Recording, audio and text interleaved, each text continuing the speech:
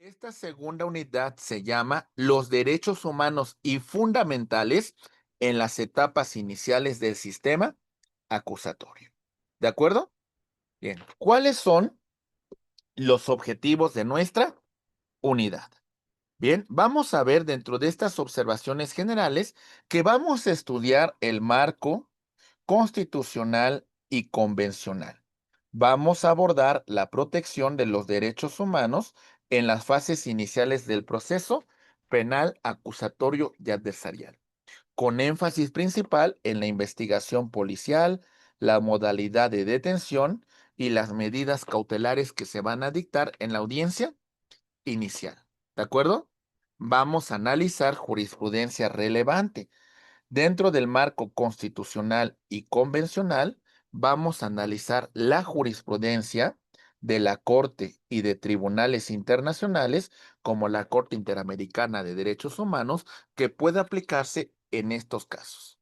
Y vamos a hacer un enfoque crítico que permitirá evaluar la implementación práctica de estos derechos y las tensiones entre seguridad pública y garantías constitucionales en el contexto mexicano actual. Estos son los puntos que analizaremos. Muy bien.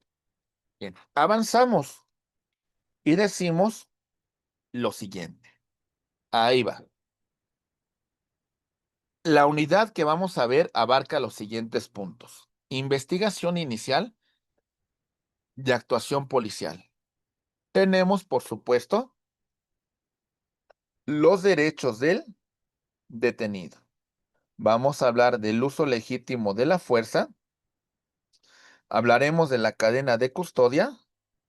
Y concluiremos este punto con el allanamiento y cateo. ¿Sale?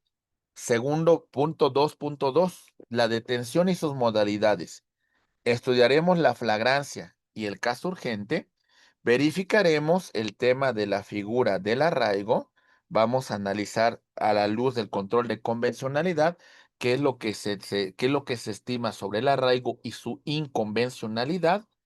Vamos a hablar de la puesta a disposición y control.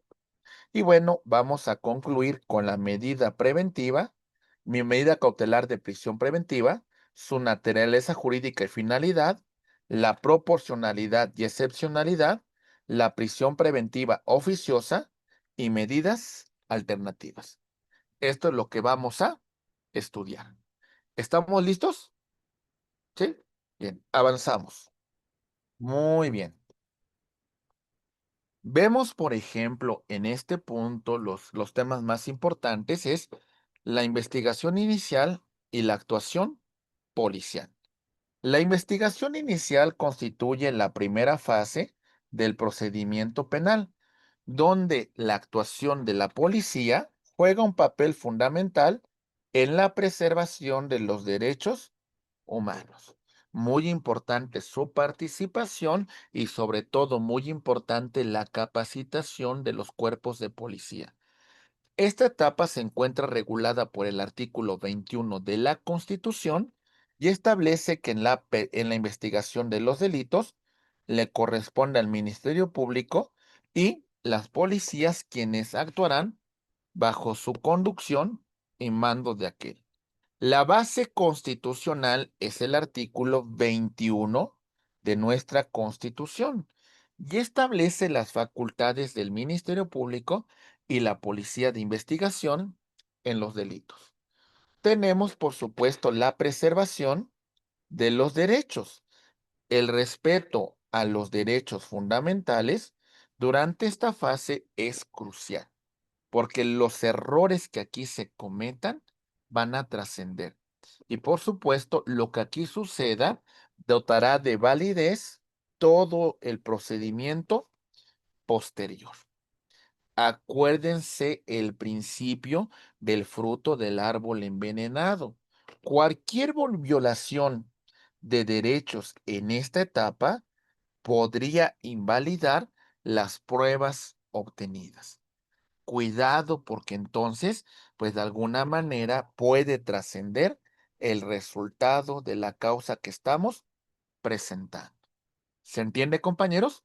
La importancia de velar por los derechos humanos y la importancia también de que la policía y los operadores jurídicos garanticen estos derechos humanos. La policía como la encargada de integrar estos elementos de convicción.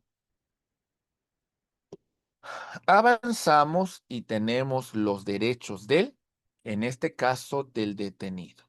La obligación de que establece la Constitución de que la autoridad debe de informar al detenido sobre sus derechos desde el momento de la detención.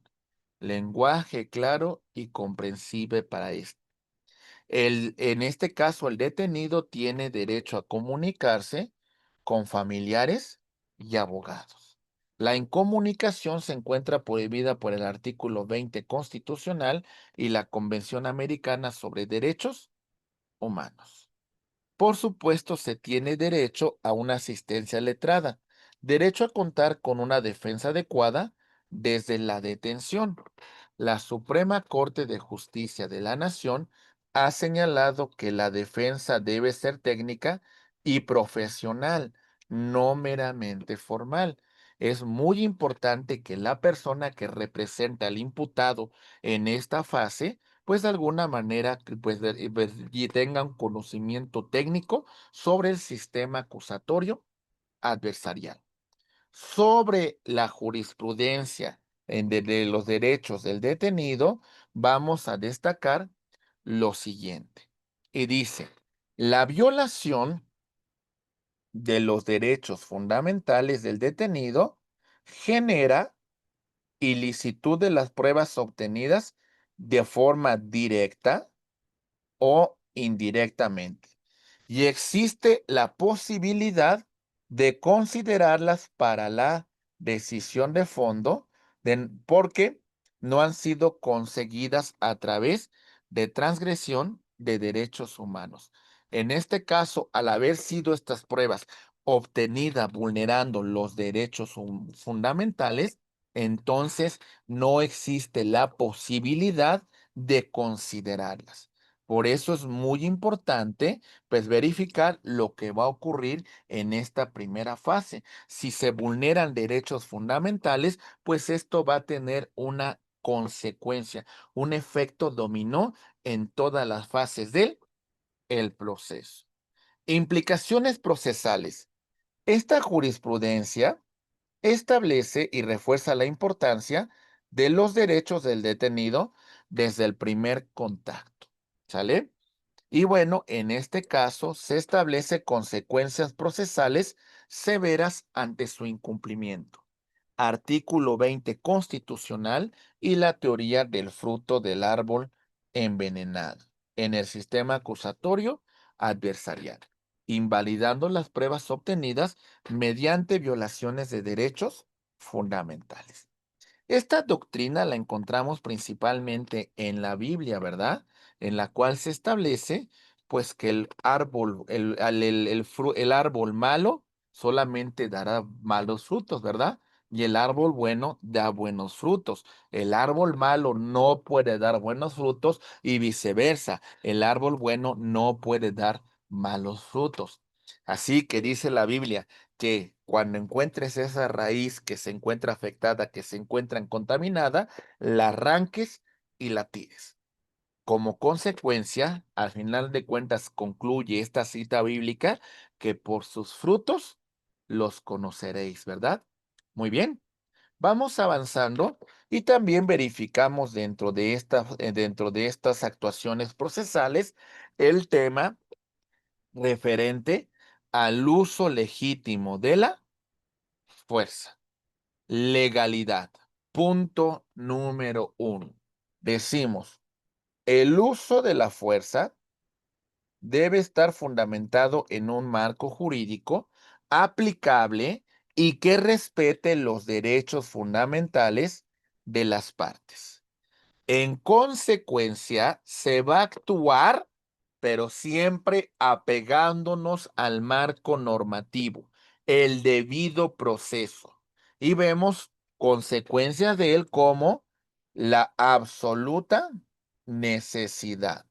Va a recurrirse a la fuerza cuando otros medios resulten ineficaces o no garanticen el logro del objetivo legal. Proporcionalidad. El nivel de la fuerza empleado debe corresponder a la resistencia o agresión enfrentada por el agente estatal. Va a repeler la agresión. En ese sentido, esta fuerza debe de ser proporcional. Racionalidad.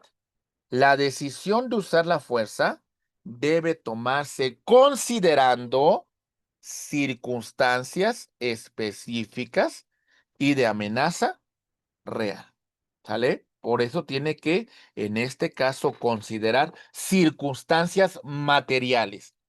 Y por supuesto, la fuerza debe de aplicarse en el momento adecuado para evitar causar un daño mayor y minimizar los efectos lesivos. Estos principios son consagrados por la Ley Nacional sobre el uso de la fuerza e instrumentos internacionales básicos como el empleo de la fuerza y armas de fuego por los funcionarios encargados de hacer cumplir la ley de la Organización de las Naciones Unidas. Entonces, sigamos estos criterios para el uso de la fuerza y cumpliendo con estos requisitos: legalidad, absoluta necesidad, proporcionalidad, racionalidad y oportunidad. ¿De acuerdo? Sí. Muy bien. Vamos avanzando y también, por supuesto, vamos a destacar la prohibición de tortura y tratos crueles. Artículo 22 de la Constitución y Convención de Naciones Unidas contra la Tortura, así como la Convención Interamericana para prevenir y sancionar la tortura, Ley General para prevenir e investigar y sancionar la tortura. Obligaciones que tiene el Estado: prevenir, investigar, sancionar, reparar y la obligación de implementar el protocolo de Estambul ante denuncias de tortura. Como antecedente importante, tenemos el caso Cabrera García Montiel Flores contra México, en la cual se establece la obligación de excluir pruebas que fueron obtenidas mediante tortura y la inversión de la carga de la prueba. Recuerden la necesidad del protocolo de Estambul cuando así se requiera por aducir que que en este caso la persona investigada fue objeto de tortura para presentar alguna declaración o para de alguna manera verificar alguna actuación procesal. Entonces, por eso mencionamos que el tema de la tortura, además de ser una prohibición constitucional, hay tratados internacionales que impiden su ejercicio. ¿De acuerdo? Bien, hablamos ahora también de un elemento que versa sobre la cadena de custodia. Ujú. Muy bien, ¿qué es la cadena de custodia? Vamos a mencionarlo, que es un sistema de control y registro que se aplica al indicio, a la evidencia, al objeto, al instrumento o producto del hecho delictivo, desde su respectiva localización, descubrimiento o aportación, hasta que la autoridad competente ordene su respectiva conclusión. Algunas etapas sobre la cadena de custodia vamos a ver que son las siguientes. Uno, localización: hallazgo de indicios, evidencias en el lugar de los hechos. 2, documentación: registro detallado mediante fotografías, videos y formatos oficiales. 3, preservación: embalaje y sellado con etiquetas de identificación. 4, conclusión: resguardo final por orden de la autoridad competente. Entonces aquí vemos que la importancia de la cadena de custodia implica en garantizar la autenticidad e integridad de los elementos probatorios, vinculándose directamente con, en este caso, con el derecho a la prueba lícita y al debido proceso. El Código Nacional de Procedimientos Penales detalla específicamente las responsabilidades de los intervinientes en preservar esta cadena de custodia. ¿De acuerdo? Muy bien, cada una de las fases que lo van a conformar. Localización, documentación, preservación y su respectiva conclusión. Ahora, avanzando y señalando la relación con la prueba lícita, mencionaremos lo siguiente. Uno, la prueba se va a considerar lícita. Bueno, garantizando en este caso la cadena de custodia intacta en cada una de las fases que la conformaron. La localización, el hallazgo inicial de los indicios o evidencias materiales en el lugar de los hechos, la documentación, registro detallado, fotografías, videos y el llenado de formatos oficiales, la preservación, su embalaje sellado y traslado correspondiente y la conclusión cuando así lo ordene la autoridad competente. La prueba lícita. ¿Cuál va a ser? ¿Cuál es? Ay, bueno, perdón, ¿eh? La prueba lícita. Evidencia obtenida y procesada con respeto a los derechos fundamentales. Proceso justo.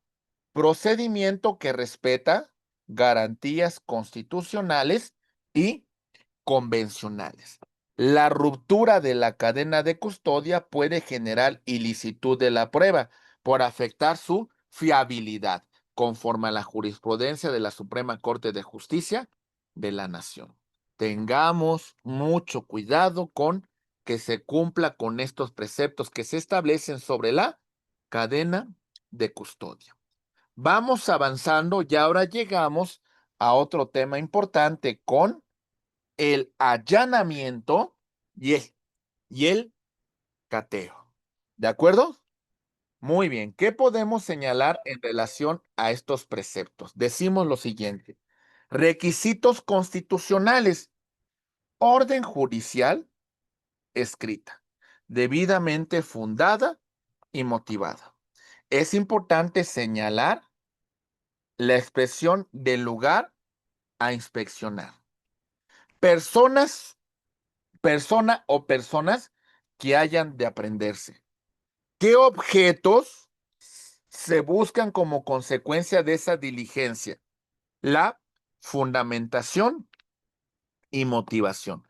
Artículo 16 de nuestra Constitución. Requisitos convencionales en relación del allanamiento y cateo.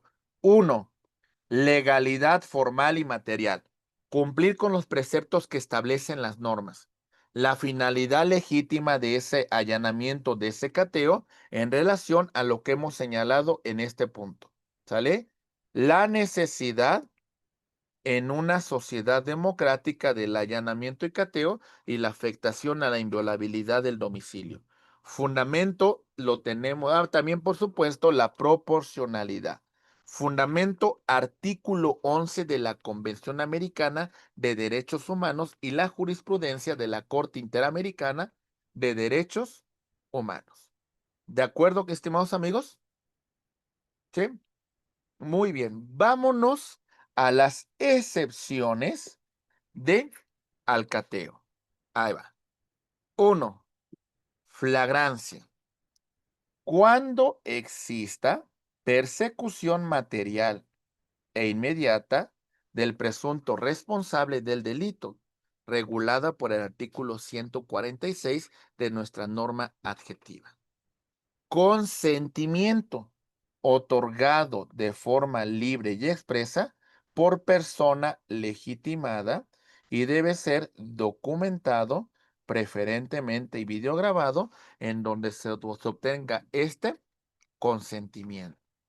Urgencia, inminente pérdida de vida o lesiones graves regulados por el artículo 290 del Código Nacional de Procedimientos Penales, como en el caso de inspección de personas.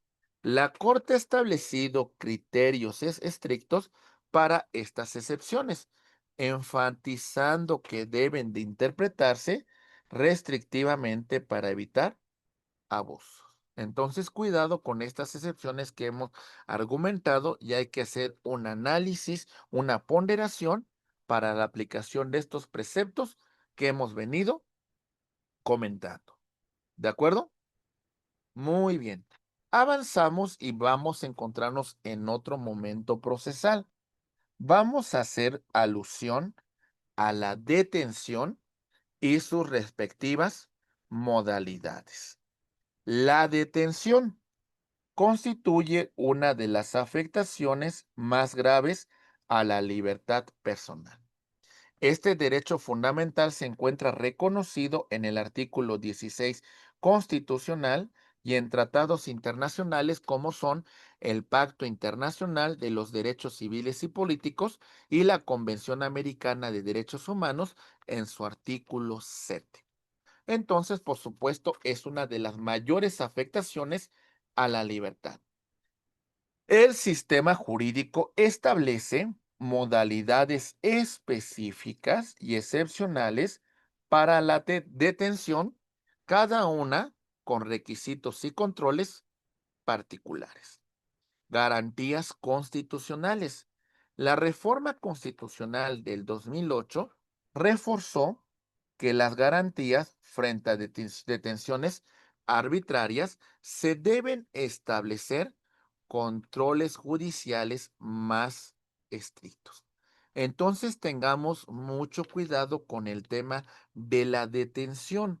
Hay que de alguna manera verificar la necesidad de la misma y por supuesto hay que cumplir con los preceptos que establece la Constitución y los tratados internacionales en materia de derechos humanos.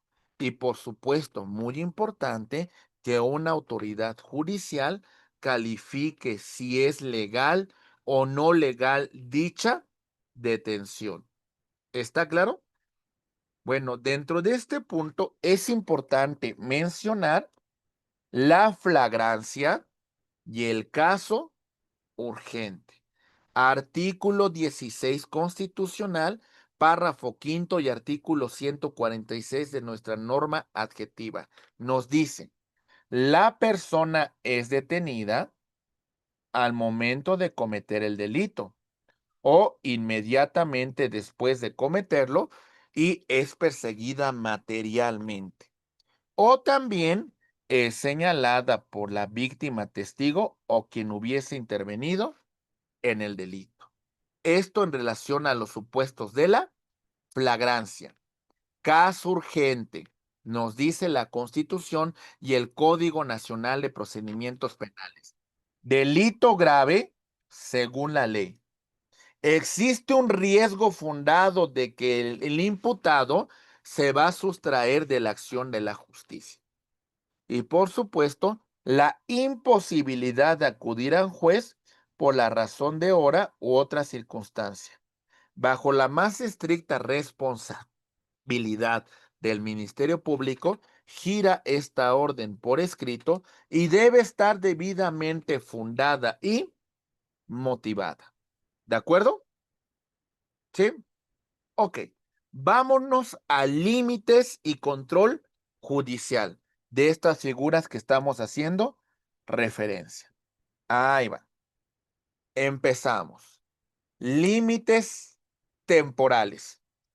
Puesta a disposición sin demora ante el Ministerio Público. Sin demora. ¿Sale? Es decir, la distancia, el tiempo que nos lleve desde el lugar de la detención a donde se encuentre la oficina ministerial. ¿Sale? Plazo máximo, 48 horas para que el Ministerio Público resuelva su situación jurídica. Excepción, 96 horas en casos de delincuencia organizada.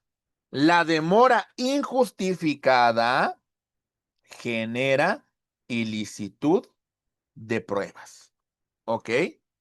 Control judicial. Esa detención va a ser sujeta a un control legal de detención. Va a ser revisada por un juez de control. Se va a verificar la legalidad de dicha detención y la consecuencia de verificar esta detención como ilegal es la libertad inmediata si la detención fuese legal con reservas de ley. Y por supuesto, también las violaciones a los derechos humanos que se cometan van a conllevar a la exclusión de pruebas obtenidas directa o indirectamente. ¿De acuerdo, mis queridos amigos? ¿Vamos bien? ¿Sí? Perfecto. Otra de las figuras relevantes dentro de la fase, dentro del proceso penal, es la figura del arraigo. ¿Ok? Muy bien. Decimos, medida cautelar prevista por el artículo 16 de nuestra Constitución en su párrafo octavo. Restringe la libertad personal bajo control judicial. La aplicación de esta figura es limitada. En este caso, constitucionalmente se limita a casos de delincuencia organizada. La duración máxima que se establece es de 40 horas y puede ser prolongable hasta 40 días y puede ser prolongable hasta 80 en total, regulado por la Constitución y por la Ley Federal contra Delincuencia Organizada. El arraigo tiene como finalidad asegurar la investigación, la protección de las personas o bienes jurídicos, o evitar que el imputado se sustraiga de la acción de la justicia cuando existe un riesgo fundado. Pero bueno, esto es lo que dice la Constitución y es lo que se establece en la Ley Federal contra la Delincuencia Organizada. Ahora el punto central son los debates y jurisprudencia sobre el tema del arraigo. ¿Qué podemos destacar sobre ese tema en particular, hablando sobre derechos humanos? Destacamos lo siguiente. Decimos, 1. Debates y jurisprudencia sobre el arraigo. Crítica desde los derechos humanos. Dice, organismos internacionales, como el Comité contra la Tortura de la ONU y la Comisión Interamericana de Derechos Humanos, han recomendado a las autoridades mexicanas la eliminación del arraigo por considerarlo contrario a convenciones y estándares internacionales. ¿De acuerdo? Esa es la recomendación de organismos internacionales. La Corte, de conformidad con su postura establecida en la contradicción de tesis 293/2011, estableció las restricciones constitucionales expresas como el arraigo. En este caso, como es una restricción que se establece dentro de la propia Constitución, dice la Corte, no, prevalecen sobre tratados internacionales, generando un debate importante sobre el principio pro persona y, por supuesto, la presunción de inocencia. Tendencia restrictiva. La jurisprudencia recientemente ha interpretado respectivamente los supuestos de procedencia del arraigo, limitando su aplicación y reforzando requisitos para su autorización judicial. ¿De acuerdo? Entonces vemos la naturaleza del arraigo y el debate que se da entre organismos internacionales sobre la inconvencionalidad de esta figura. ¿De acuerdo? Bien, avanzamos. Seguimos en la etapa de investigación y vemos ahora la puesta a disposición. fundamento vamos a encontrar que la puesta a disposición es el acto mediante el cual los agentes captores van a entregar físicamente a la persona detenida al Ministerio Público, junto con el informe policial y los objetos que fueron asegurados. Artículo 16 constitucional que establece que debe realizarse sin demora. La primera sala de la Corte ha establecido la demora injustificada, señalando lo siguiente: esta viola derechos fundamentales. Debe de analizarse caso por caso, considerando el tema de la distancia y vías de comunicación. La carga de la prueba sobre la justificación va a recaer en la autoridad. ¿Sale? ¿Vamos bien, compañeros? ¿Sí? Ok, seguimos en la etapa de investigación. Y ahora vamos a celebrar la audiencia de control de detención. Ahí vamos. Bien. Solicitud de audiencia de control de detención. El Ministerio Público solicita al juez de control la calificación de la detención, presentando los registros correspondientes. Se va a celebrar una audiencia inicial. El juez de control verifica la legalidad de detención analizando el supuesto legal invocado, cumpliendo los requisitos constitucionales y la puesta a disposición sin demora. ¿De acuerdo? Ok, bien. De esto que se argumenta, es muy importante que el juez de control ratificará la legalidad de la detención o en su caso decreta la libertad de por detención ilegal. En este último caso, las pruebas que se hubiesen obtenido podrán considerarse como ilícitas, de conformidad con nuestro Código Nacional de Procedimientos Penales. ¿De acuerdo, compañeros? Mi estimado maestro Pedro, te escuchamos, por favor. Gracias, doctor. Aquí precisamente en este punto tengo yo varias dudas en relación a ciertas audiencias que he tenido oportunidad de ver, porque efectivamente en la audiencia de control de la detención se analiza el proceso de cómo fue la detención, los tiempos en que llevaron y precisamente la actuación del Ministerio Público para ponerlo a disposición del juez antes de las 48 horas. Y cuando llega a haber algo que no cuadra, que no concuerda, que el tiempo fue excedido, por ejemplo, que es uno de los mayores motivos, y con lo cual el juez decreta su libertad inmediata, pero no lo desvincula del hecho por el cual fue acusado. Esto es que le deja la posibilidad al Ministerio Público para que continúe con las investigaciones. ¿Es correcto? Sí, efectivamente.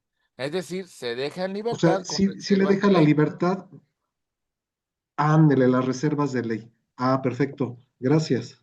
¿Para qué, maestro? Como usted dice, ¿no? Al final de cuentas, sí, la detención no cumplió con los presupuestos que hemos señalado, pero eso no significa que a lo mejor el sujeto activo no se encuentre involucrado en la comisión con un hecho que la ley señala como delito. Por eso el Ministerio Público tendrá que continuar su investigación sin detenido e integrar la carpeta de investigación conducente y solicitarle al juez de control, en el caso de ser necesario, pues una audiencia donde se formule imputación, que sería el caso que continuaría, mi estimado maestro. Es correcto. Ahora, aquí me entra la duda también en relación con las pruebas que se obtuvieron en este. Por ejemplo, acabo de ver una sobre el robo de vehículo, asalto, hay violencia, los detenidos con dos armas de fuego. En este caso no veo, me causa ruido esa parte en la cual si se tienen pruebas que en este caso puede ser un video sobre la zona, porque comúnmente en la Ciudad de México se obtienen a través de las cámaras de C5. Los policías captores realizaron la detención de los sujetos y les encontraron armas de fuego. No me cabe cómo podría el juez decretar que esas pruebas no fueron obtenidas lícitamente, o estoy confundido en esa parte. Bueno, fíjese que en este caso, estas pruebas podrían ser consideradas ilícitas. Es muy importante que hagamos en este caso. Sí, entiendo, porque a final de cuentas, pareciese que sobre el fondo se atiende principalmente la formalidad, ¿no? Y en este supuesto, si atendemos meramente la formalidad, entendemos que los hechos derivados de una detención ilegal, las pruebas que ahí se obtengan, podrían ser consideradas ilícitas, ¿no? Incluso esto mismo lo establece la jurisprudencia de la Corte.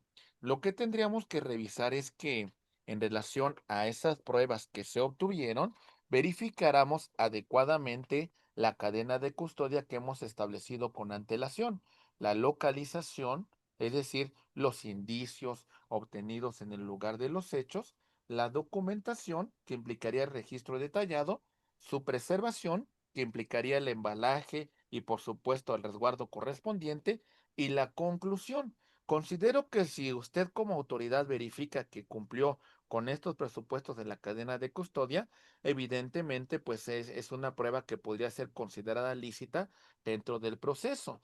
Pero normalmente hay una consecuencia en relación de que la autoridad que realiza una detención ilegal normalmente puede cometer errores en esta cadena de custodia y por ello las pruebas que se obtengan de esa detención ilegal pueden ser consideradas de conformidad con nuestro código como ilícitas. Pues si ya vulnerante de los derechos de la persona al momento de su detención, pues quién quita que a lo mejor no hayas hecho un reguero en todo el tema de tu cadena de custodia, ni siquiera hayas cumplido con estos requisitos de localización, documentación, preservación y por supuesto el resguardo de estos indicios materiales, ¿verdad?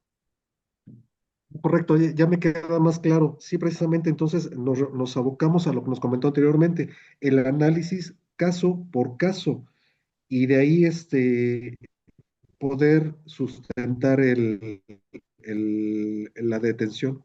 Ya me quedó más claro para la obtención de esas pruebas. Sí, gracias. No, al contrario, maestro. Fíjese que este es el objeto de esta asignatura, ¿no? Cuando hablamos de los derechos humanos fundamentales y garantías, pues tenemos que ver que a lo mejor dentro del proceso hay muchos errores que se pueden cometer en vulneración de estos derechos y por ello estamos detallando las distintas vulneraciones de derechos que pueden ocurrir durante las fases del proceso que hemos venido comentando. Y por eso su estudio detallado y la aplicación que ustedes van a hacer en relación de estos preceptos que hemos señalado de conformidad con la Constitución, los tratados internacionales y, por supuesto, la jurisprudencia de la Corte, que son los argumentos principales con los cuales si usted encuentra alguna contradicción en relación al tema de la detención o en relación a la cadena de custodia, pues va a solicitar usted que esas pruebas que se obtuvieron, pues sean declaradas ilícitas, ¿verdad? Y esto, pues de alguna manera, beneficia a la parte que usted representa por vulnerar los derechos humanos. Sí, Así es, muchas gracias, doctor. a sus órdenes, maestro. Maestro Jesús, José Jesús, ¿te escuchamos? ¿Qué, qué tal, maestro? Buenas tardes.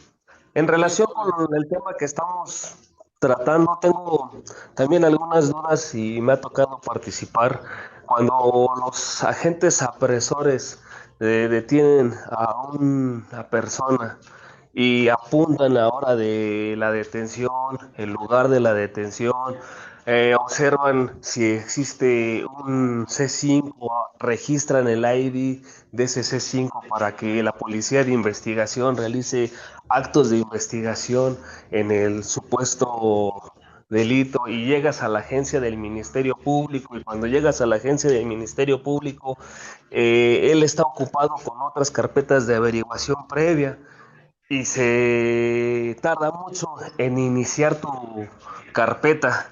Entonces ya hay una alteración, un traslape bastante considerable en el horario de cuando hiciste la detención Y una vez que empiece a integrar e inicia la carpeta de averiguación previa, te dice el Ministerio Público, oye, ¿sabes que ya no manejes este horario? Porque ya pasó mucho tiempo, maneja este otro. Mm. Y empiezan a mover ese tipo de situaciones. Y también cuando empiezas a requisitar tu informe policial homologado, hay ciertos parámetros que debes de utilizar, ciertos anexos, y también el agente del Ministerio Público te dice, no, este ya no lo voy a necesitar. Pero es que se debe de llenar, por ejemplo, el informe del uso de la fuerza, ¿no? No, es que no lo necesito, nada más llénate la cadena de custodia, llénate este anexo y los demás ya no los requiero. O sea, van desechando la requisición del informe policial homologado, cambian los horarios, cambian la ubicación donde tú realmente hiciste la detención, ya no te piden el ID del C5, y todos esos indicios no afectan en el debido proceso ante un juicio, cuando se judicializa o algo así por el estilo. Esa es Ah, mi duda.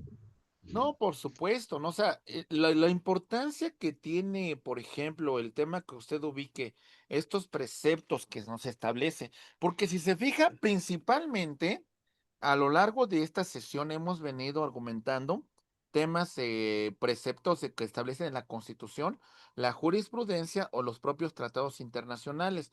¿Esto qué implica?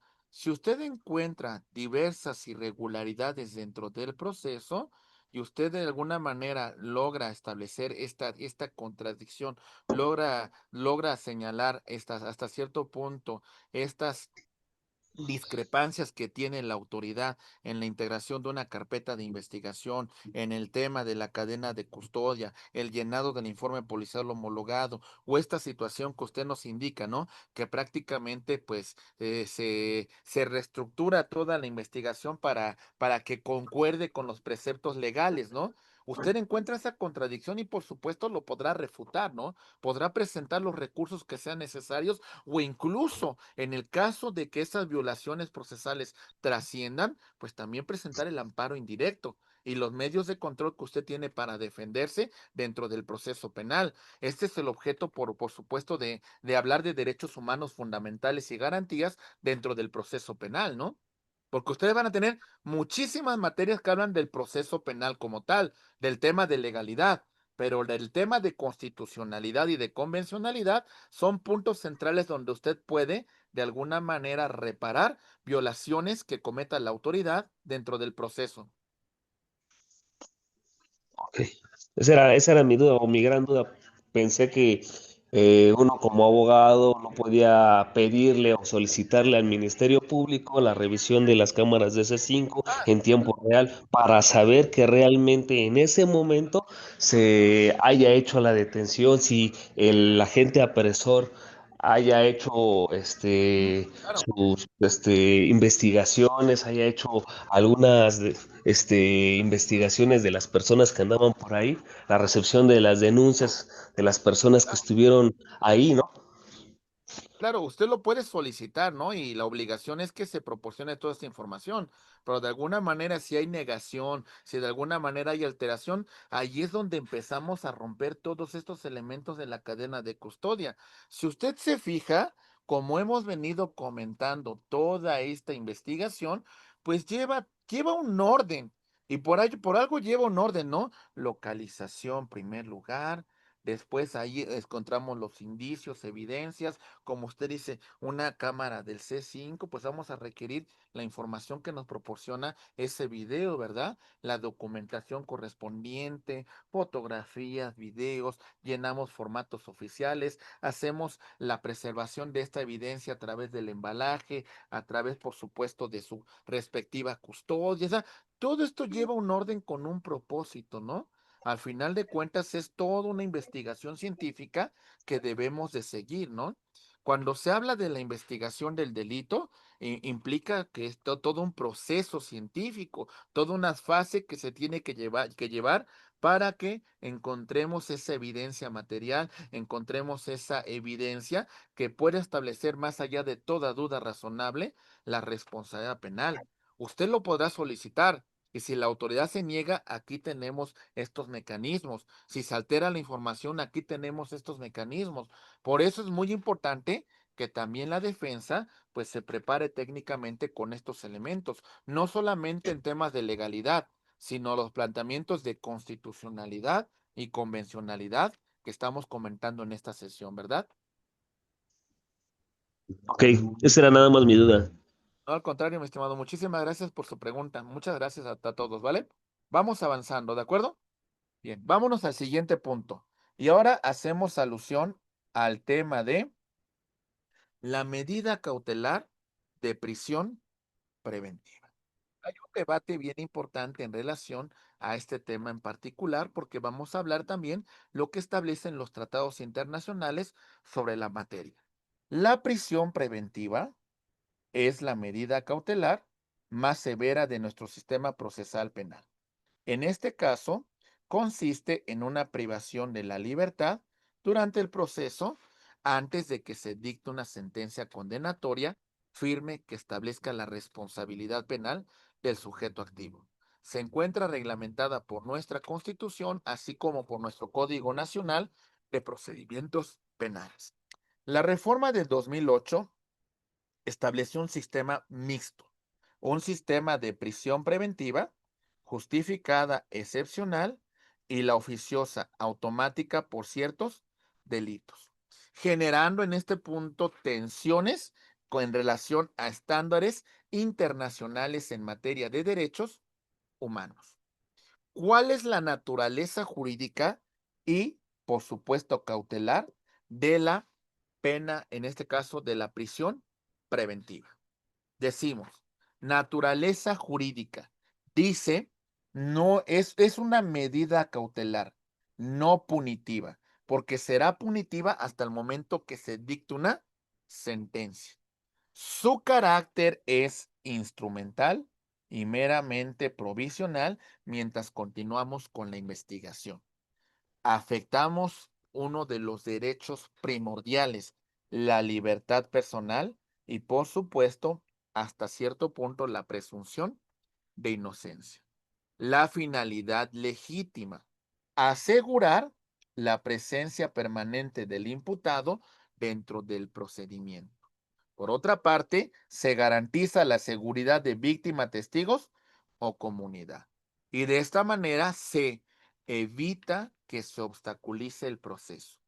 Marco normativo, la artículo 19 constitucional, nuestro Código Nacional de Procedimientos Penales y también, por supuesto, artículo 7.5 de la Convención Americana y artículo 9.3 del Pacto Internacional de Derechos Civiles y Políticos.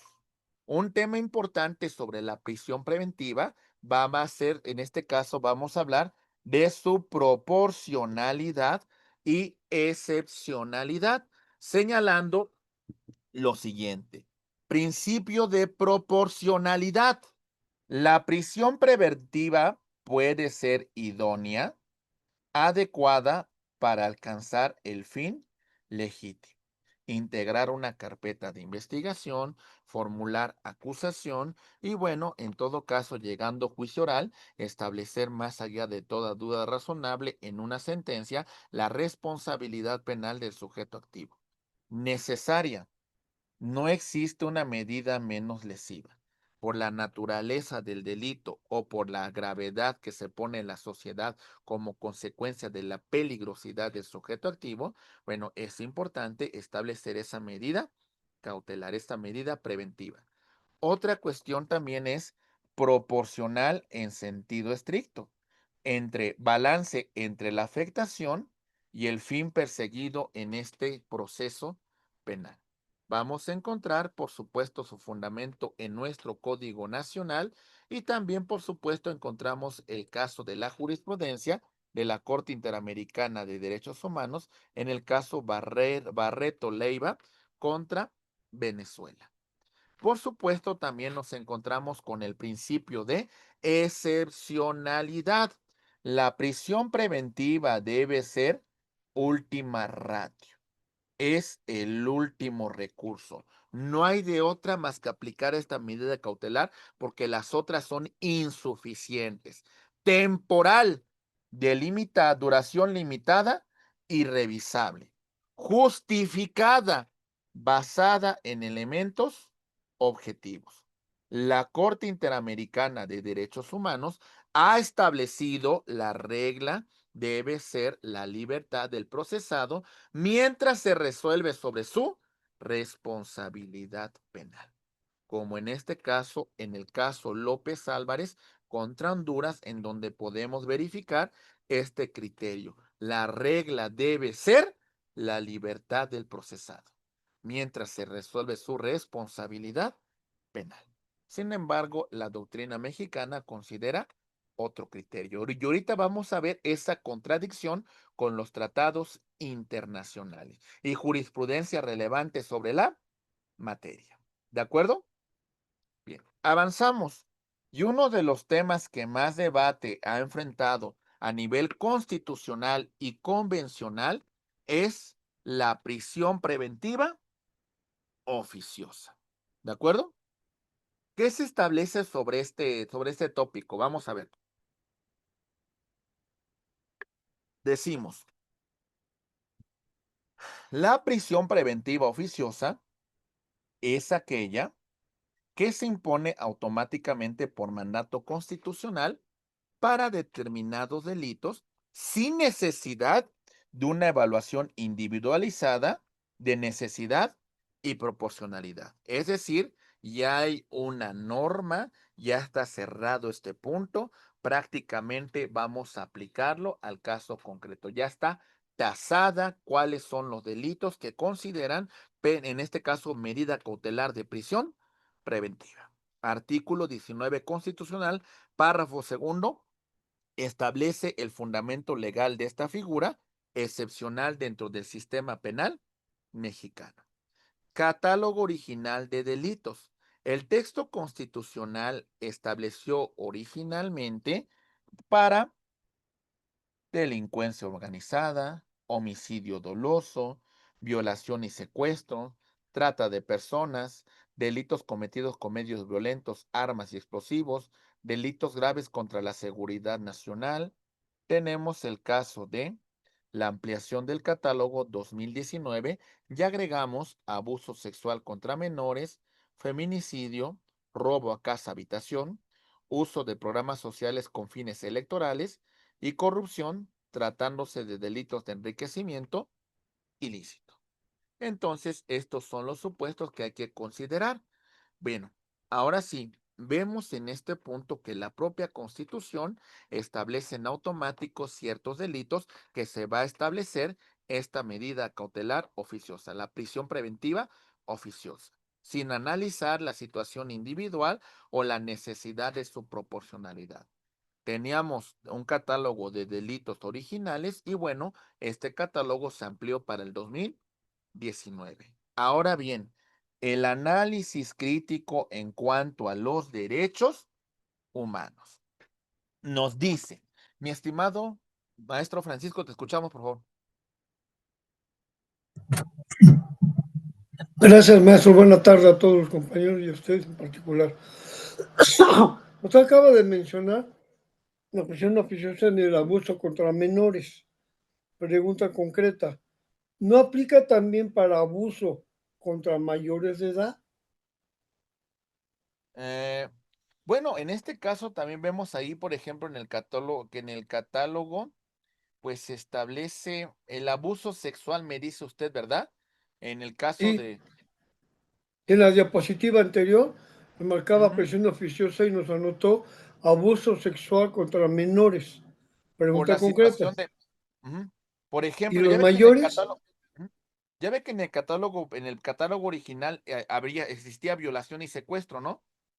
En el Sí, tema de abuso sexual contra mayores de edad, considero que podríamos incluir ahí, por ejemplo, a los que tengan alguna situación de falta de autonomía, ¿no? Que no puedan comprender la naturaleza del hecho, habrá que considerarlo dentro de este ejercicio de ponderación.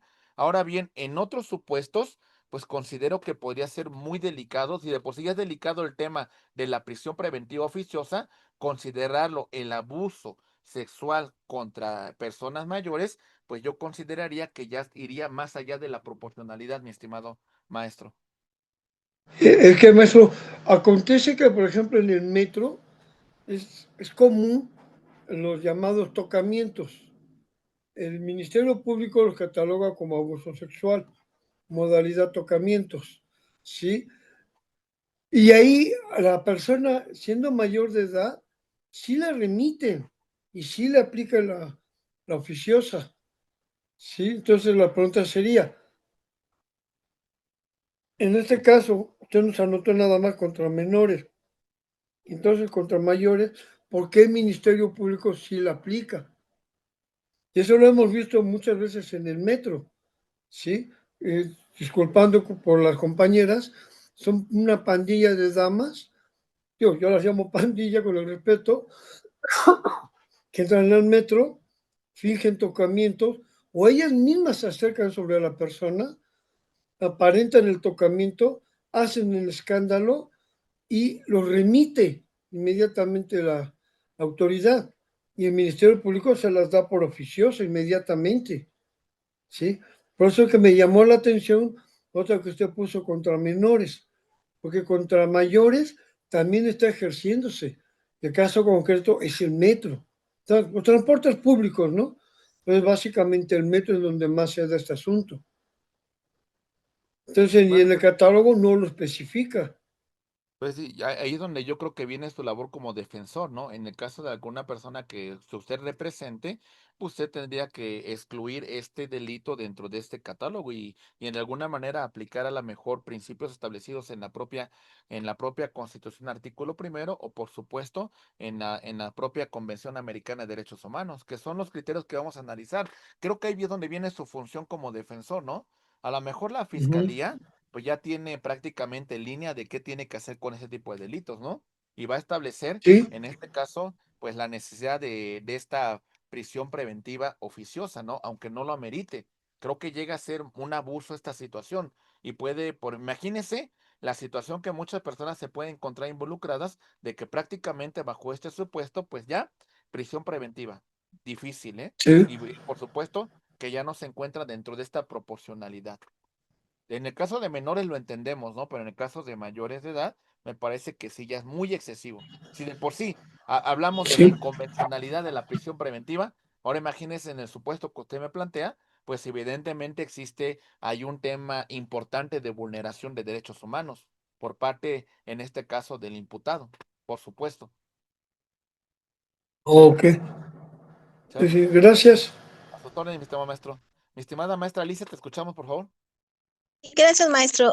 Yo considero que para ahorita que estamos haciendo bueno, que tenemos que hacer una interpretación de ese sexual, yo digo que tendríamos que ir a la iniciativa de ese abuso sexual, porque se puso en el artículo que sí va a ser de prisión preventiva, prisión oficiosa. Tendríamos que entrar para ver si ese abuso sexual es en relación a los mayores y a los menores, y después de ahí irnos a tratados internacionales y finalmente concluir, o sea, si es para ambos o solamente para un tipo de personas. Creo que eso sería lo que deberíamos hacer para poder saber qué tipo penal es el que están, en dónde están incluyendo y por qué tiene una prisión oficiosa. Claro, ¿no? Y recuerde que hoy en día hay una agenda política en general en muchas naciones del mundo en la cual nos hemos encontrado con situaciones, pues prácticamente podríamos hablar de equidad de género, de grupos vulnerables, de acciones afirmativas, etcétera, etcétera, que muchas veces a lo mejor situaciones que no tendrían que entrar dentro de este ejercicio, hablando de proporcionalidad, sí se consideran como consecuencia de una política pública que se establece pues por agendas internacionales, ¿eh? Esa es una realidad, ¿eh? Y es una situación en la cual cualquier proporcionalidad se rompe, mi estimada maestra, mi estimados maestros. Sí, ¿Por qué? Porque es una determinación política y hay una agenda mundial que de alguna manera se rige bajo estos lineamientos. Y bueno, ahí olvídense de proporcionalidad, ahí olvídense de equidad, y olvídense de cualquier cosa porque es esa agenda política mundial que prácticamente la vemos todos los días, ¿eh? Todos los días se trabaja sobre estos temas y bueno, pues ahí estamos en este momento, ¿verdad? Muchas gracias, maestra Lisa. Muchas gracias. Muy bien. Muchas gracias. Ok, avanzando sobre estos temas, empezamos con un análisis crítico desde los derechos humanos. La Corte Interamericana de Derechos Humanos, como por ejemplo, en el caso Norín Catrimán contra Chile y el Comité de Derechos Humanos de la ONU, han señalado que la prisión preventiva automática viola derecho a la libertad personal ya la presunción de inocencia. Es decir, lo que ustedes tendrían que establecer, por ejemplo, mi estimado maestro Francisco, como lo estableció, en el caso de que ustedes tengan esta defensa, pues de alguna manera empiecen a argumentar no solamente desde el punto de legalidad, sino también hacer planteamientos de convencionalidad, como aquí se vienen platicando, ¿no? ¿Para qué? Para que al final de cuentas, pues demos un poco de luz a la autoridad jurisdiccional y le digamos, a ver, tienes línea, pero te informo que el artículo primero nos dice que tienes la obligación de proteger, velar, garantizar los derechos humanos. Y además, no solamente los que estén en la Constitución, sino también en tratados internacionales. Y en relación al artículo primero, vamos a hablar de una tensión constitucional.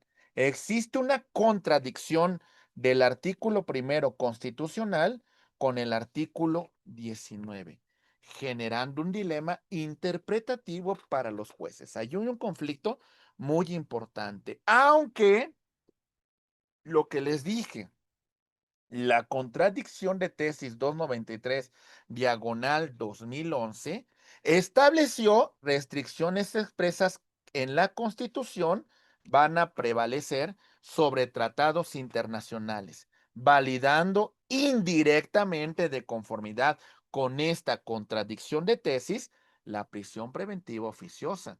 Si lo vemos desde el estándar interamericano, estamos mal, no estamos cumpliendo con los tratados internacionales. Desde la perspectiva de derecho interno, la contradicción vino a poner límites a la tutela de los derechos humanos, preservando en este caso la restricción constitucional que establece el artículo 19 de nuestra Carta Magna. ¿Se entiende, compañeros? ¿Sí? Ok, vamos a ver estos argumentos que se presentan en el debate académico sobre la prisión preventiva oficiosa. Señalamos lo siguiente. Ahí va. Argumentos. 1. Argumentos a favor. Dice, la prisión preventiva oficiosa responde a la realidad mexicana de impunidad y de corrupción y de permitir que este tipo de delitos, las personas salgan en libertad, se van a sustraer de la acción de la justicia. Dicen, la prisión preventiva evita la evasión de la justicia en delitos graves. Dice también argumentos, protege a las víctimas y testigos de intimidación y responde a la demanda social del pueblo a un tema de seguridad. Ahora me pregunto, la reforma judicial, la integración de la nueva corte, los nuevos magistrados de los tribunales colegiados, los nuevos jueces federales, las nuevas autoridades jurisdiccionales, ¿qué van a hacer al respecto de esto? ¿Vamos a tener criterios de avanzada o todo lo contrario, compañeros? Vamos a tener un retroceso en estos criterios de interpretación.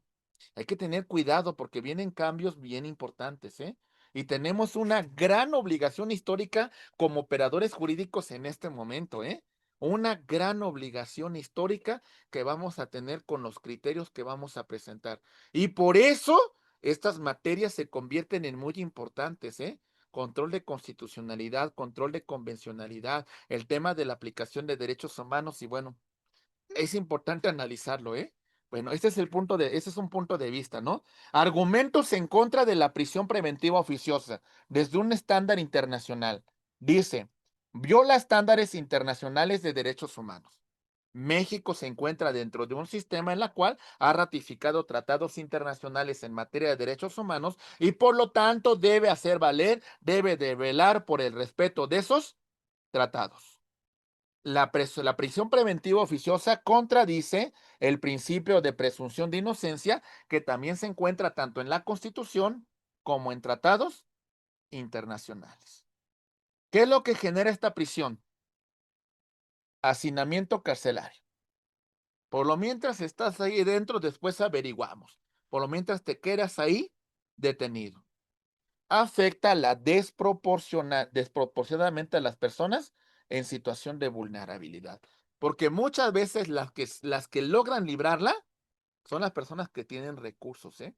Que tienen buenos abogados para pagar o que pueden corromper a las autoridades. Y las que no, compañeros, pues se quedan en una situación de vulnerabilidad. Lo que decía Siqueiros, ¿no? Que a lo mejor ahí en la prisión de Lecumberri pintó ahí por ahí un letrerillo que dice, ¿no? En este lugar donde abunda la tristeza, no se castiga el delito, se castiga la pobreza, ¿no? Y bueno, también, por supuesto, no se ha demostrado la eficacia para reducir la delincuencia.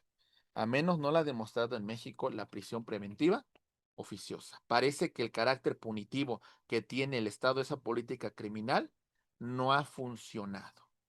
Jurisprudencia importante sobre la prisión preventiva y criterios de la Suprema Corte de Justicia de la Nación. Nos dice lo siguiente. Dice, la prisión preventiva oficiosa como regla general es contraria a los derechos de libertad personal y a la presunción de inocencia y a ser juzgado en libertad. Dice, sin embargo, está prevista por la Constitución Federal y debe de aplicarse en los términos 19 de la Constitución. Bueno, entonces pareciese que estabas diciendo, no, es que, ¿cómo es posible? Esta prisión preventiva es contraria a los derechos de libertad personal y presunción de inocencia. Ah, pero ¿qué crees? Pues siempre no. Eso dice el 19 y te atañes al 19. Entonces, como que la Corte quería abrir la puerta y después, ¿qué creen? La cerró de tajo. ¿Se entiende? Esto refleja una tensión entre reconocimiento de incompatibilidad de prisión preventiva oficiosa con estándares de derechos humanos. Su aplicación es obligatoria por estar expresamente prevista en el texto constitucional. Compañeros, que no nos engañen. Hasta cierto punto, esta jurisprudencia y criterios interpretativos de la contradicción de tesis, hasta cierto punto, ¿saben qué nos dicen? Oigan, sigue habiendo supremacía constitucional, ¿eh? No se me vayan con la finta de que igualdad en el tema de derechos humanos reconocidos en la Constitución y tratados, porque cuando la Constitución establece una restricción, nos estamos por lo que dice la restricción constitucional. ¿Se entiende, compañeros? ¿Sí? Muy bien. Algunas alternativas que se establecen a la prisión preventiva oficiosa son las siguientes. Por ejemplo, vemos que hay un principio de mínima intervención. El sistema acusatorio adversarial va a privilegiar las medidas cautelares menos lesivas que la prisión preventiva, conforme al principio de mínima intervención y proporcionalidad. ¿Va? Hay un catálogo legal de alternativas. Nuestro propio código establece un catálogo de medidas cautelares alternativas que deben ser previstas y que tienen como finalidad que sean suficientes para garantizar los fines procesales. Y por supuesto también el tema de la evaluación de riesgos. La imposición de estas medidas requiere una evaluación individualizada de los riesgos procesales realizada por la unidad de medidas cautelares. ¿Ok? Y bueno, tenemos un catálogo de medidas alternativas que a grosso modo vamos a comentar. Por ejemplo, tenemos en este caso la presentación periódica. Obligación de comparecer regularmente ante el juez o autoridad designada. Esta alternativa es la más común, ¿ok? También tenemos, por supuesto, la prohibición de salir del país, restricción de abandonar el territorio nacional sin autorización. Generalmente esto implica que la persona, su pasaporte va a ser retenido. Y también sometimiento a vigilancia, supervisión por persona o institución determinada, y esto puede incluir un monitoreo electrónico. Recuerden que podemos también tener un brazalete electrónico, pero es importante otorgar una garantía sobre este uso de brazalete. Y también, por supuesto, la prohibición de acercarse a víctimas. Restricción de aproximarse a víctimas o ofendidos es fundamental en casos de violencia familiar o de género. Otras garantías incluyen garantía económica, embargo de bienes, inmovilización de cuentas, suspensión de derechos, separación de domicilio, internamiento en una institución de salud, entre otras, etcétera, etcétera, etcétera. Otro punto importante sobre la unidad de medidas cautelares, UMECA, es muy importante decir que ella va a realizar una evaluación de riesgos procesales. Es un órgano especializado que debe evaluar objetivamente los siguientes puntos en particular: arraigo comunitario del sujeto, ¿sale? Antecedentes penales, por supuesto, la gravedad del hecho imputado, las circunstancias personales del imputado y el riesgo que puede conllevar a la víctima o testigos. Es importante que se haga un análisis caso por caso.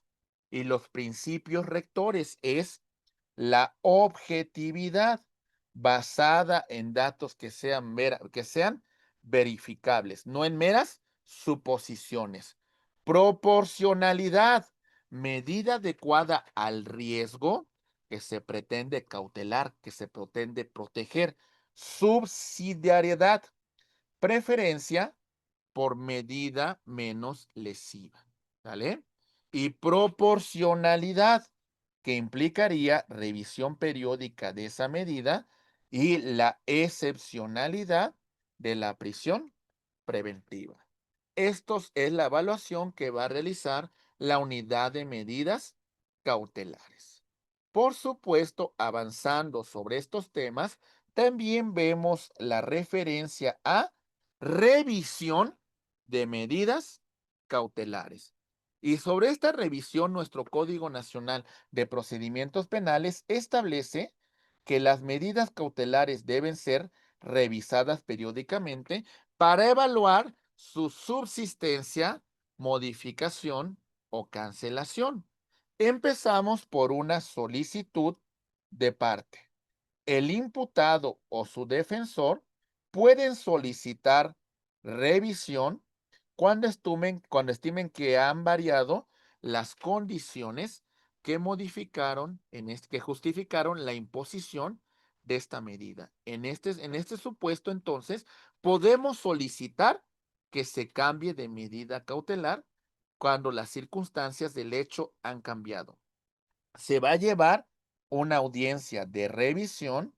El juez convoca a una audiencia con citación a las partes y vamos a debatir sobre la subsistencia de las condiciones que justificaron la necesidad de esa medida. Y en esa audiencia de revisión de medidas cautelares va a resolver y va a determinar si mantiene, si modifica o revoca la medida cautelar. Debe de fundar y motivar su decisión. ¿De acuerdo? Muy bien, avanzamos y decimos, la duración de la medida de prisión preventiva va a ser la siguiente: plazo constitucional máximo de 2 años, artículo 20, apartado B de nuestra Constitución. La prisión preventiva no podrá exceder de 2 años, salvo su prolongación se deba al ejercicio de el derecho de defensa. Plazo ordinario. La Constitución establece que, nuestro código establece que la prisión preventiva no podrá exceder del plazo de 1 año y su prórroga será excepcional. A los 6 meses vamos a hacer una revisión obligatoria y el juez revisa oficiosamente la prisión preventiva cada 6 meses. La Corte Interamericana de Derechos Humanos, en el caso, en tema de prisión preventiva, establece la prisión preventiva prolongada equivale a una pena anticipada violatoria a la presunción de inocencia. Podemos encontrar argumentos en el caso Bayari contra Argentina. ¿De acuerdo, estimados amigos? Ok.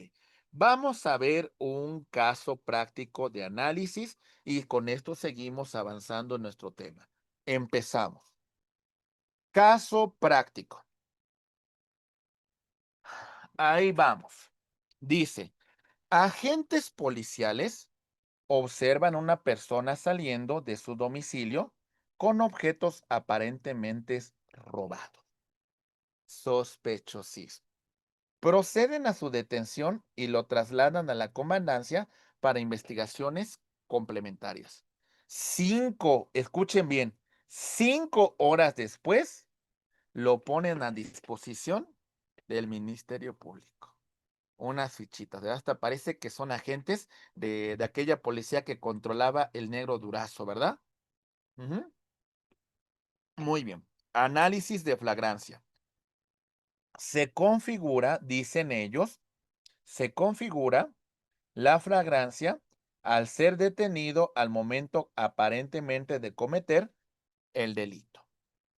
Análisis de la puesta en disposición. La demora de 5 años sin justificación viola el principio de inmediatez en la puesta de disposición que establece el artículo 16 constitucional. Las consecuencias procesales. En este análisis, el juez de control debe declarar de ilegal la detención y debe de ordenar la libertad inmediata con la exclusión de las pruebas obtenidas de forma ilegal. En este caso, me parece que los argumentos son precisos de cuál es la determinación que hay que llegar. Pero bueno, la importancia también que el abogado defensor encuentre sus argumentos y por supuesto, los argumente frente a un juez de control. ¿Ok? Este caso está claro, ¿verdad? Sí. Avanzamos. Siguiente caso. Ahí va. Bien. Persona imputada por el delito de robo con violencia a casa habitación. ¿Ok? No tiene antecedentes penales. Cuenta con un domicilio fijo, trabajo estable y familia en la localidad. El Ministerio Público solicita prisión preventiva oficiosa, argumentando que este delito se encuentra dentro del catálogo del artículo 19 constitucional. ¿De acuerdo? Análisis normativo. El robo a casa habitación está incluido en el catálogo de delitos que ameritan prisión preventiva oficiosa según la reforma del 2019. ¿De acuerdo? Sí. Sí, Avanzamos. Análisis de proporcionalidad. Aunque existen factores que indican bajo riesgo, como arraigo en la comunidad, trabajo, familia, etcétera, etcétera, por esta situación que se establece dentro del 19, se establece prisión preventiva oficiosa automáticamente por mandato constitucional. El juez de control, en este caso, impone prisión preventiva oficiosa, aunque podría exceder consideraciones, se podría expresar consideraciones sobre la atención con estándares internacionales en materia de derechos humanos. La importancia, compañeros, es ¿y qué tendría que hacer un juez de control en este supuesto si le demostramos con argumentos dentro de la propia convención que esa prisión preventiva que va a dictar vulnera derechos humanos de conformidad con la propia convención y de conformidad con las sentencias de la Corte Interamericana?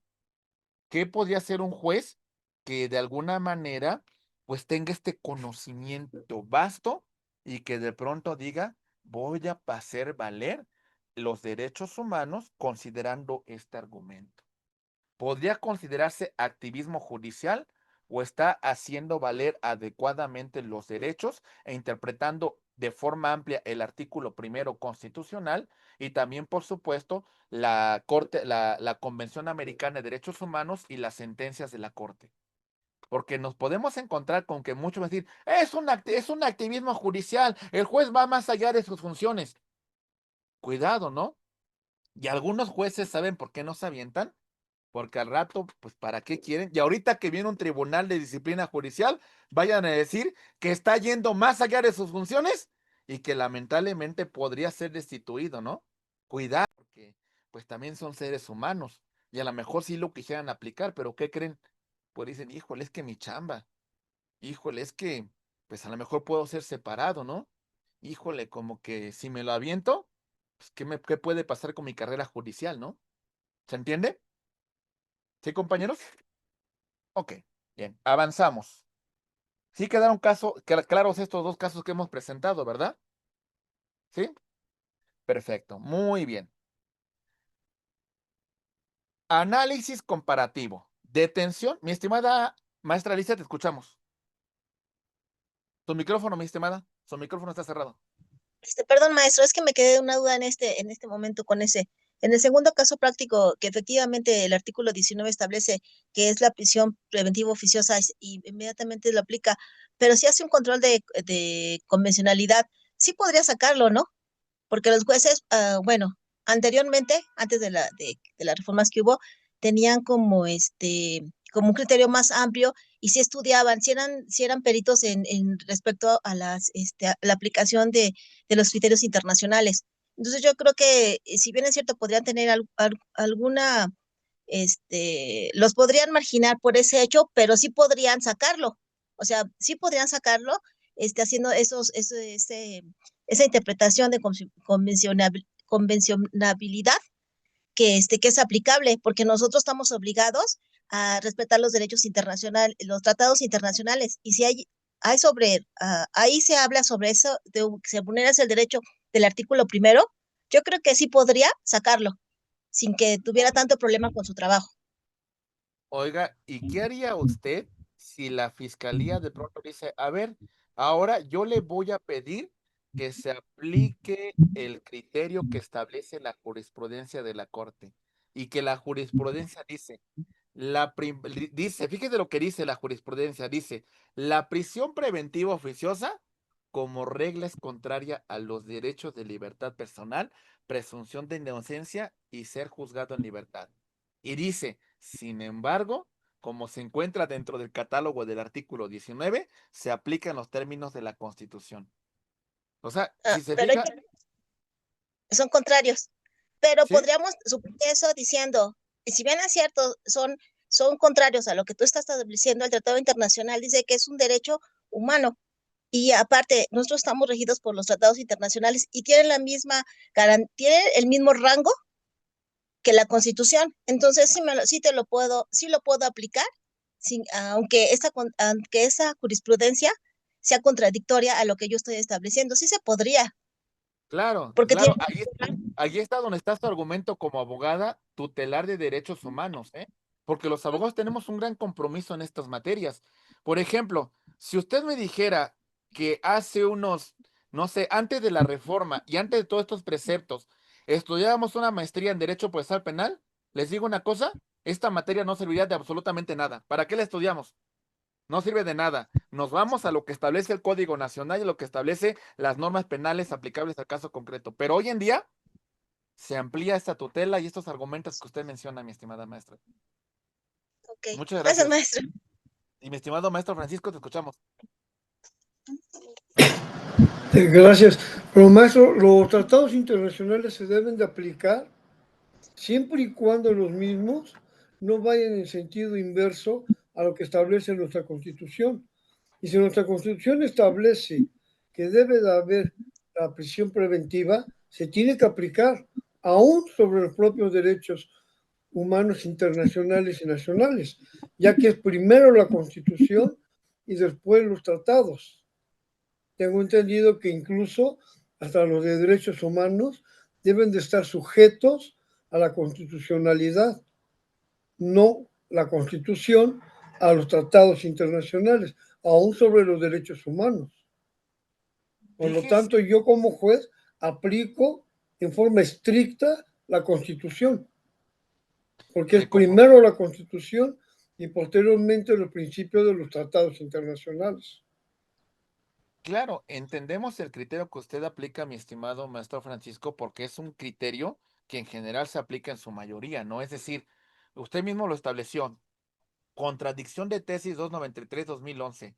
Cuando existe una ¿Sí? restricción constitucional, nos estamos sobre la restricción constitucional. Artículo 19 establece una restricción constitucional, nos atenemos a ella.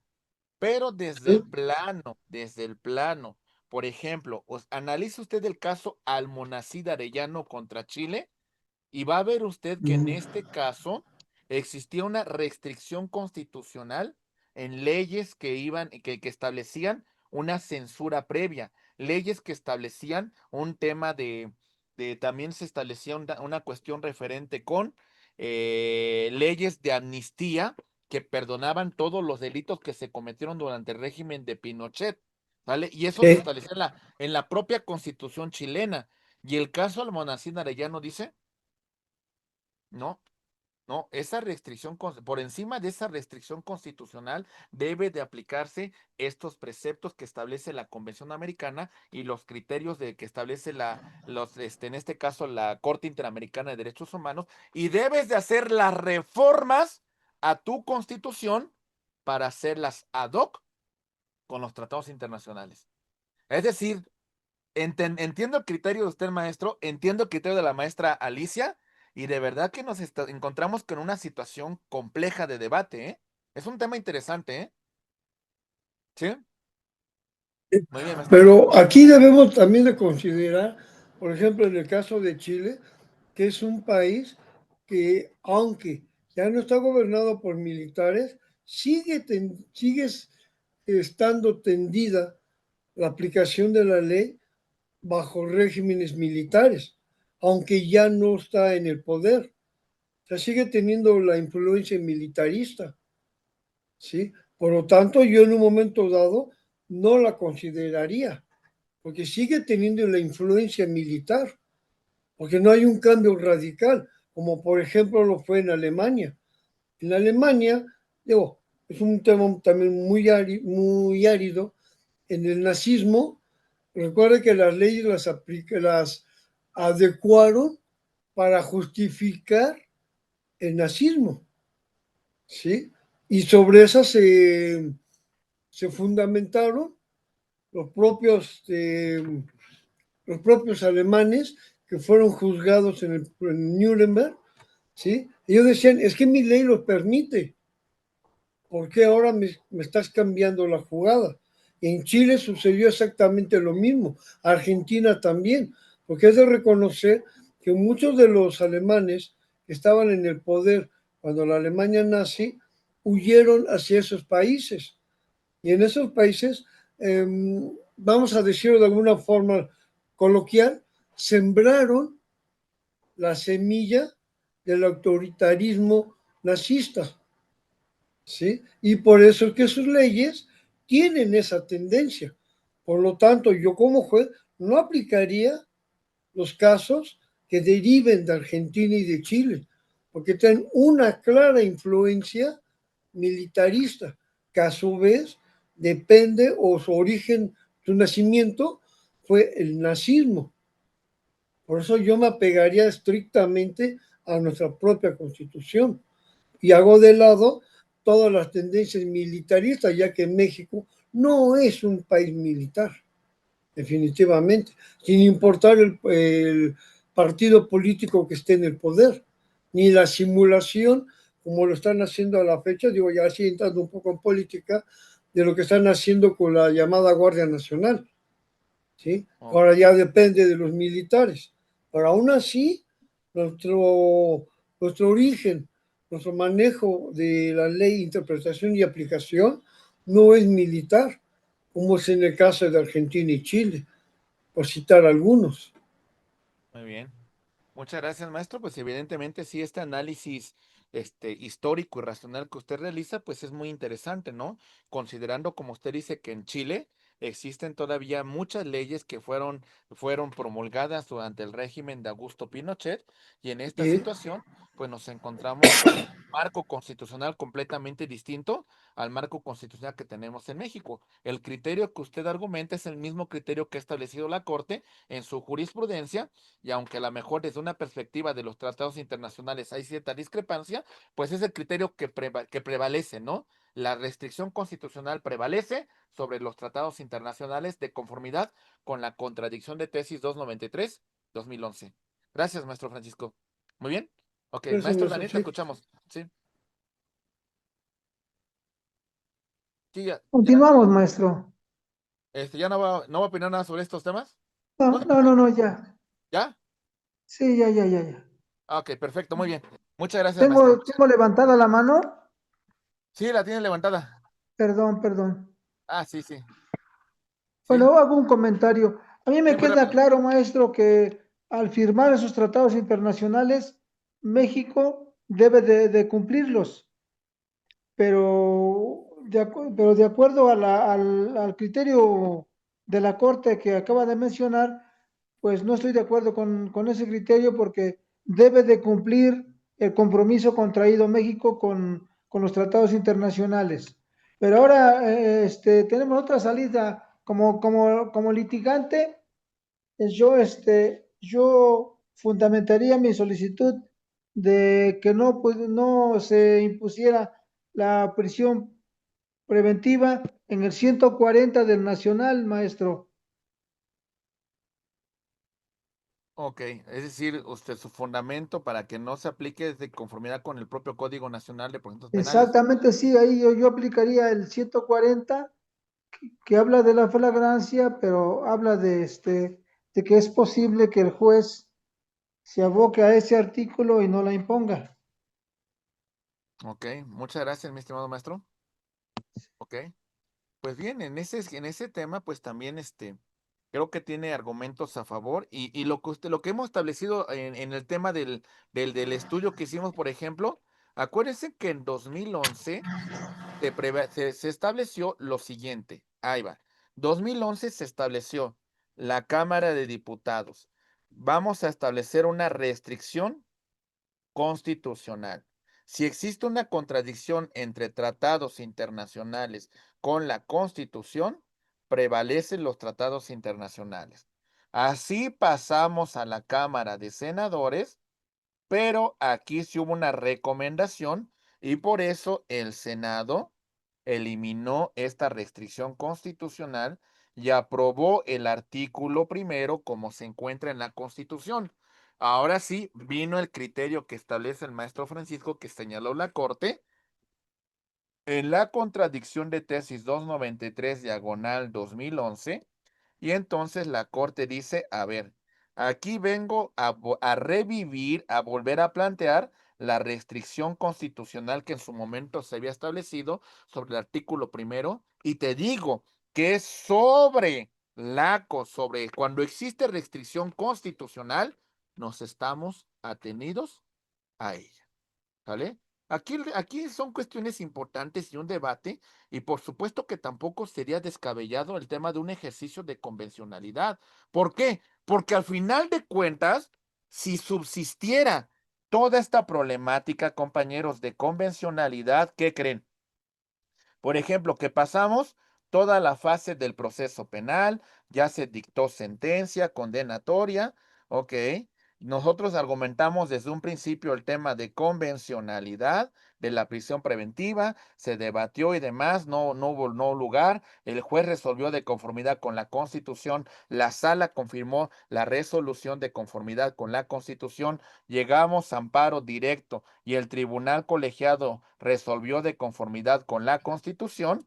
¿Qué cree?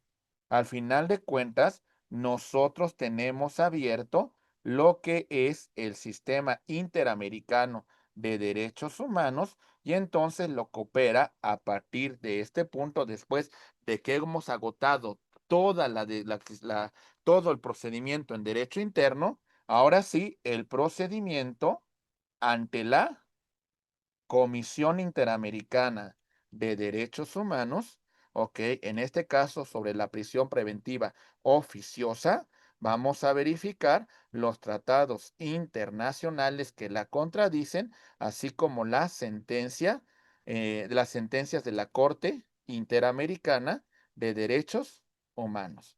La comisión emitirá un informe de fondo y este informe de fondo puede llevarse a la Corte Interamericana de Derechos Humanos, estableciendo una condena contra México sobre prisión preventiva oficiosa.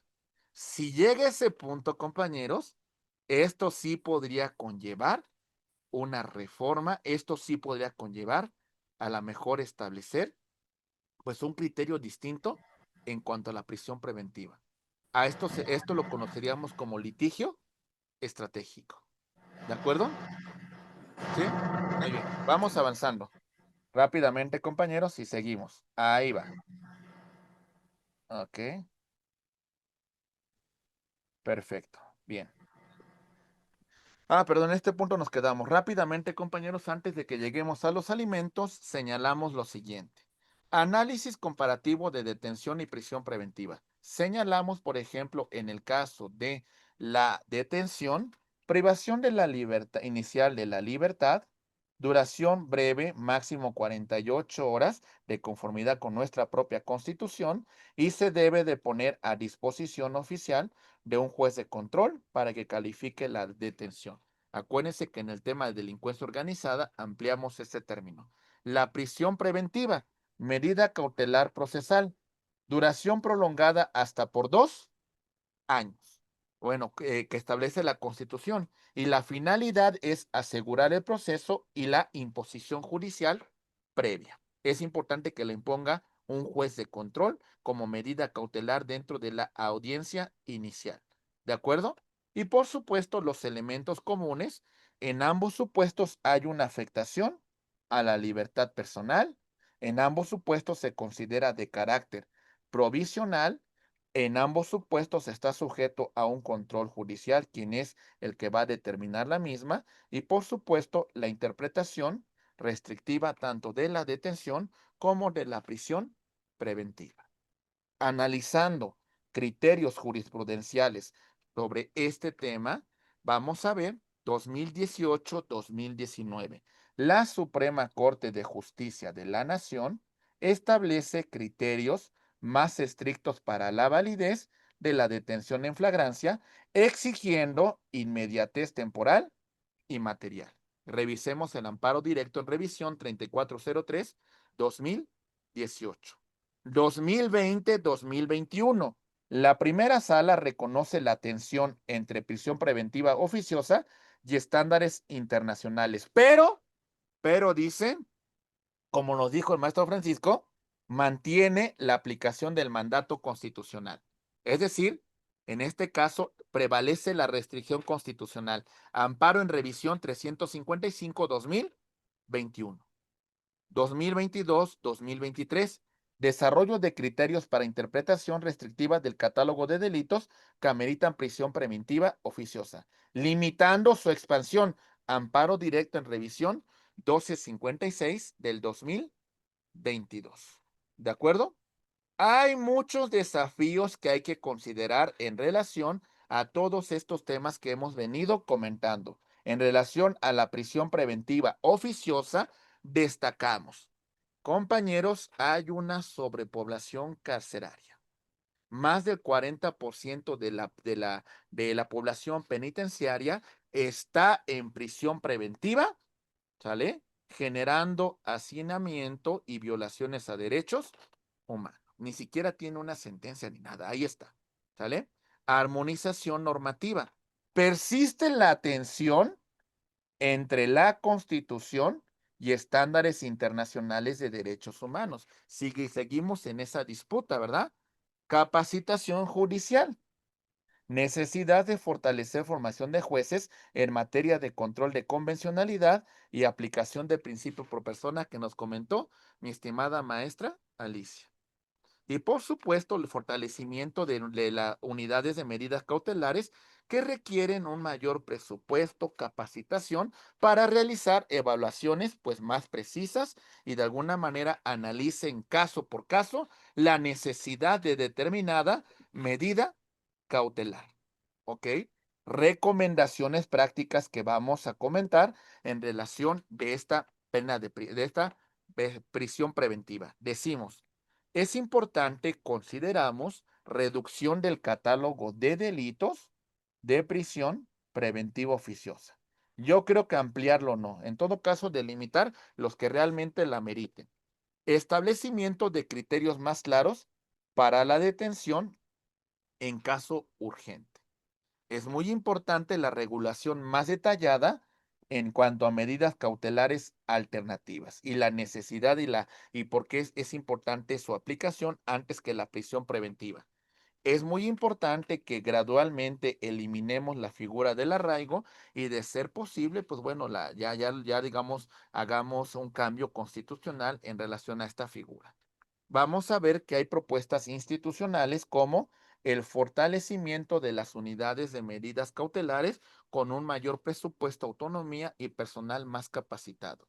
Por supuesto, la creación de jueces especializados en medidas cautelares, que me parece que sería una medida ideal para que esos jueces, pues de alguna manera verifiquen caso por caso, pues que las medidas aplicables y medidas cautelares que se van a aplicar al caso en particular. Implementación de sistemas de monitoreo electrónico mucho más eficiente, como ocurre en muchos países de primer mundo, pero bueno, requerimos infraestructura y requerimos pues capacidad también, ¿verdad? Y desarrollos de protocolos específicos para grupos vulnerables. ¿Ok? Bueno, rápidamente ya para llegar a la conclusión de la unidad, también vamos a hablar dentro de estas recomendaciones para los defensores. Comentamos a grosso modo, los defensores tienen la obligación, en este caso, de documentar minuciosamente, perdón, aquí voy, déjenme regreso. Ahí voy, ¿eh?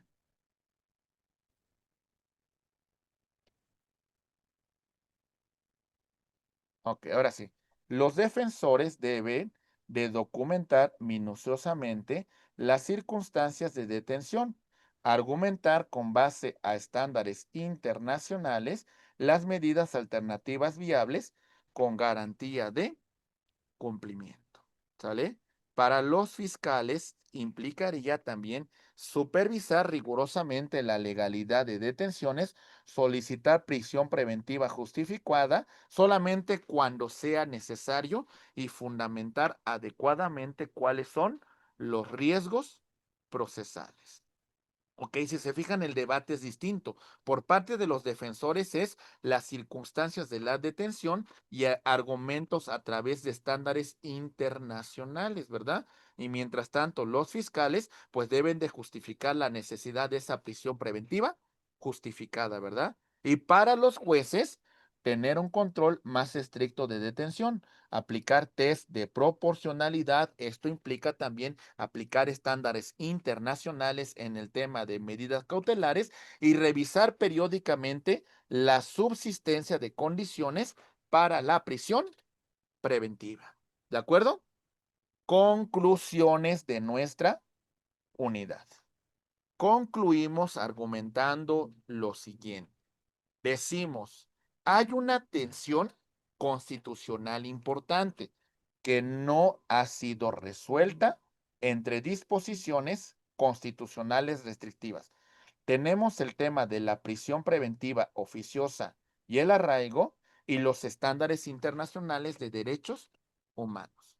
En este caso, es importante que los operadores jurídicos afronten interpretaciones más armónicas porque estos preceptos de prisión preventiva y arraigo tienen su fundamento en la Constitución y de conformidad con la contradicción de tesis 293 diagonal 2011, prevalece la restricción constitucional.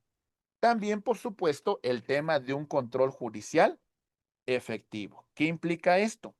En este supuesto vamos a hablar que el control de la detención y las medidas cautelares constituyen una garantía fundamental para prevenir y remediar violaciones a derechos humanos en las etapas iniciales del proceso penal. Por eso es muy importante que esto se revise desde estándares de la propia Constitución, así como que dentro de los estándares internacionales, para garantizar pues que no se vulneren los derechos fundamentales en las etapas iniciales del proceso.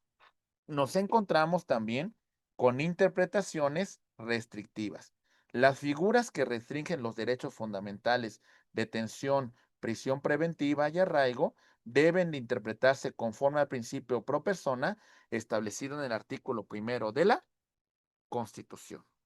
Medidas alternativas. Decimos, el sistema acusatorio privilegia medidas cautelares menos lesivas.